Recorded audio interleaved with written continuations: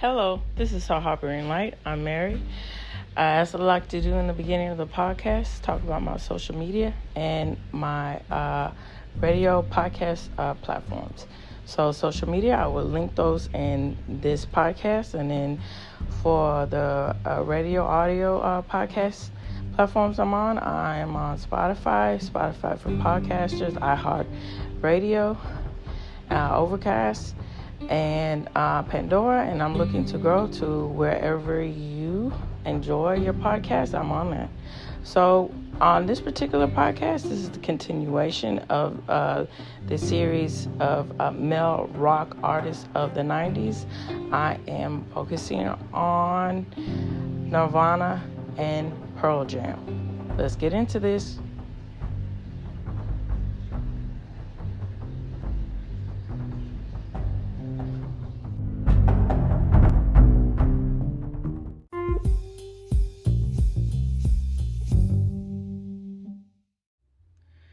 Nirvana, American alternative rock group whose breakthrough album Nevermind 1991 announced a new musical style called grunge and gave voice to the post-baby boomer young adults known as Generation X.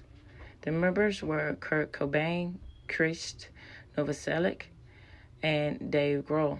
Nirvana was a part of the post-punk underground scene that centered on K Records of Olympia, Washington, before they recorded their first single, Love Buzz, 1988, and album Bleach in 1989 for Sub Pop, an independent record company in Seattle. They redefined this mix of 1960s style, pop, and 1970s heavy metal, hard rock on their first album for a major record label, Griffin. Nevermind featured the anthem hit Smells Like Teen Spirit. This was the first full expression of punk concerns to achieve mass market success in the United States.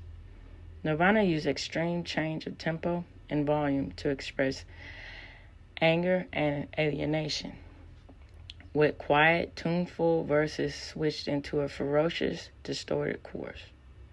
In the fashion of many 1970s punk groups, guitarist, singer-songwriter Cobain set powerful rock against sarcastic, elusive lyrics that explored hopelessness, surrendering,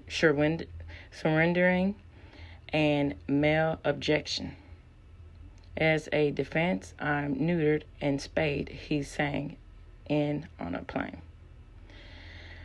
Instilled with the punk ethic that succeeded was to fail, Nirvana loathed the media onslaught that accompanied their rapid ascent.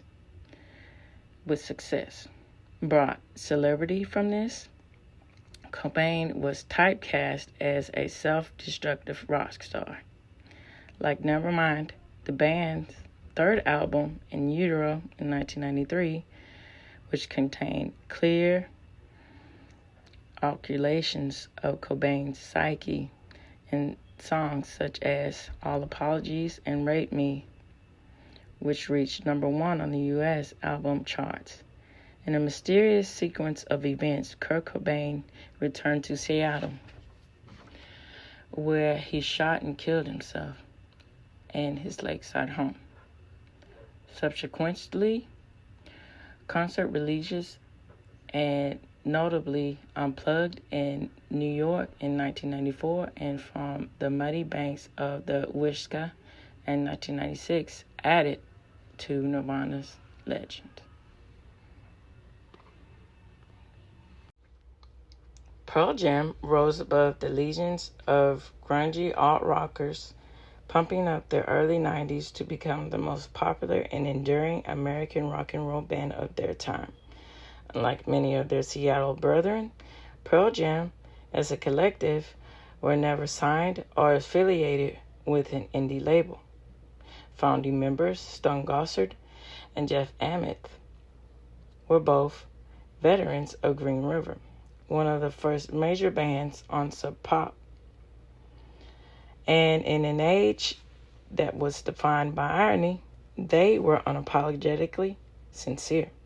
Much of this was stemmed from the power of Eddie Vedder. Eddie Vedder's unconventional charm helped the group whenever they would rock arenas to seem more intimate. Vedder's emotional range was the right touchstone for Pearl Jam throughout the years, giving the band's unpredictability in their business moves, such as their mid-90s battle with Ticketmaster. This was an embrace that was controversial, but it caused a lot of genuine weight on the band. The group's inclination to follow the winding path meant that by the time Pearl Jam left the 90s decade, a period which they gave us 10 Versus and Vitalogy, it set to the top 10 of the charts, and it ranked up millions of sales.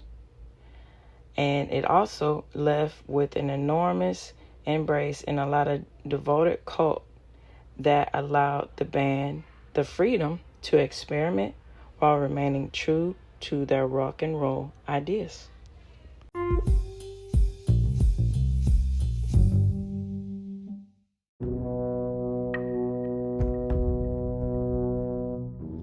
Jeremy, the song featured on the band's triumphant 1991 LP 10, a record that survives as one of Seattle scene's most significant efforts, is widely regarded as Pearl Jam's best songs. It was hard not to flick across the MTV network in 1992 and not see the Pearl Jam video for Jeremy, finding its spots in the hearts and the minds of an entire nation.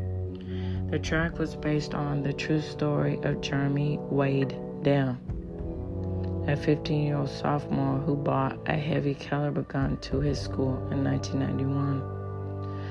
Rather than turning the gun on his schoolmates, which sadly becomes the norm in the modern era, turned it on himself, committing suicide in front of his English class at Richardson High School. Eddie Vedder noted the tragic events after reading about them in the Dallas Morning News. On the morning of January 8, 1991, Jeremy arrived to school late, and the teacher in his second period English class told Jeremy to get an admission slip from the school's office. Instead of retrieving the admission slip, however, Jeremy went to his locker to retrieve the gun he bought along with him. When Jeremy arrived back in his class, he walked directly to the front of the classroom and stated, "Miss, I got what I really went for," and placed the barrel of the gun in his mouth and pulled the trigger, killing himself in front of his teacher and 30 of his classmates.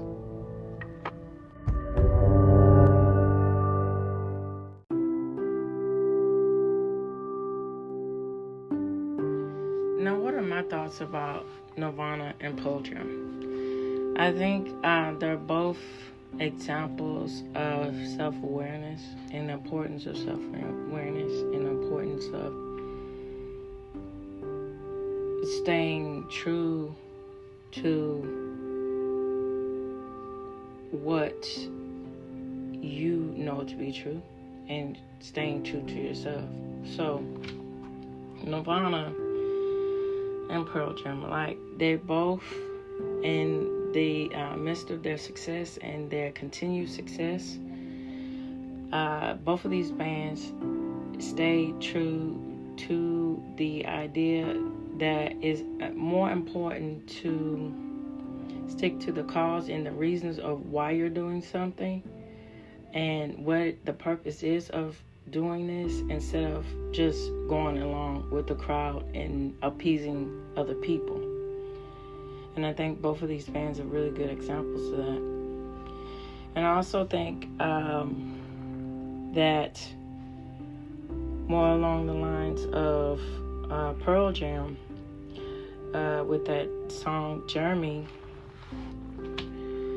they wanted to shine light of the horrors and reality of school violence and violence among children and all of these things, and for people to be aware about it, and to people to think about it, and just to pay respect, and to understand that it's a serious issue, and it continues to go on, and this is unfortunate reality of the world we live in. And I think it's unfortunate of the world that we live in today. School shootings are just seen as something, as an afterthought. Some people don't think that. I don't think that. But majority, unfortunately, of people in the media and everything else push it as, oh, this is just pump everything out. School shooting, okay, let's move on to the next thing. Okay, school shooting here, okay, let's move on to the next thing. Okay, school shooting here, let's move on to the next thing. Instead of honing in and focusing on why is this happening, what's going on, and try to use your social media, your platform to address these topics in a holistic and an honest way. And I think a lot of lessons can be learned from that. And so what do you think? I would like to hear your opinion. You can reach out to me on my social media and everything of that nature. So we're reaching the end of the Harboring Light. Hope you enjoyed what you heard, and I hope it enriched you. As I like to say, tune in and turn up.